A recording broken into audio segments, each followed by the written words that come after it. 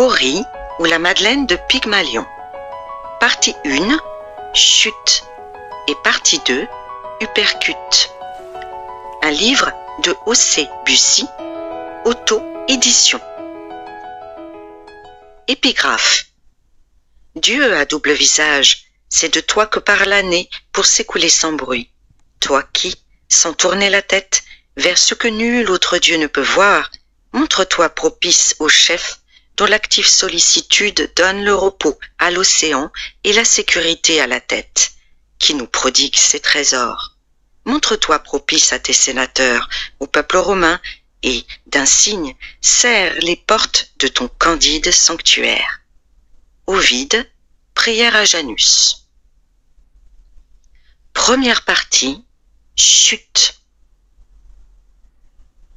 2002. La nuit du 27 décembre 2002 s'ouvrait comme un tourbillon sauvage qu'elle avait soigneusement orchestré, un chaos où la foule s'agitait, bourdonnait et les engloutissait, elle et son repas. Sur la cadence d'une mer déchaînée, elle avait distribué par vagues un méli-mélo improbable de mets exotiques et traditionnels, faisant côtoyer les beignets sénégalais avec les magrets de canard, souvenir d'un été perdu. En dépit des protestations de son rachis, ses cervicales gémissantes qu'elle ignorait, elle s'affaira à verser la soupe taille dans les bols dépareillés. Les effluves épicés dansèrent avec les lumières et les ondulations des combles vétustes. Elle superposait sans scrupule les couches de sa vie consumée contre les murs jaunis et délabrés par le tabac et le temps, dans son logement sublimé par la soirée, jadis témoin de ses failles. Et plus que jamais, alors qu'un convive taquinait l'autre, d'où a déterré ce pull immonde, et que celui-ci, le nez dans les toasts, riait en répondant « Ma mère me l'a offert à Noël !» Elle sentit la chaleur l'envahir, le vide de ses intérieurs se colmater de bonheur. Elle augmenta le volume du poste de radiocassette d'un âge antique, et ses invités, bien volontiers entraînés, virevoltèrent, pirouettèrent, s'étourdirent sur les valses de Strauss, tandis que Tiphaine se percha sur un tabouret comme une funambule sur les cordes des violons. « Et le voisin du dessous ?»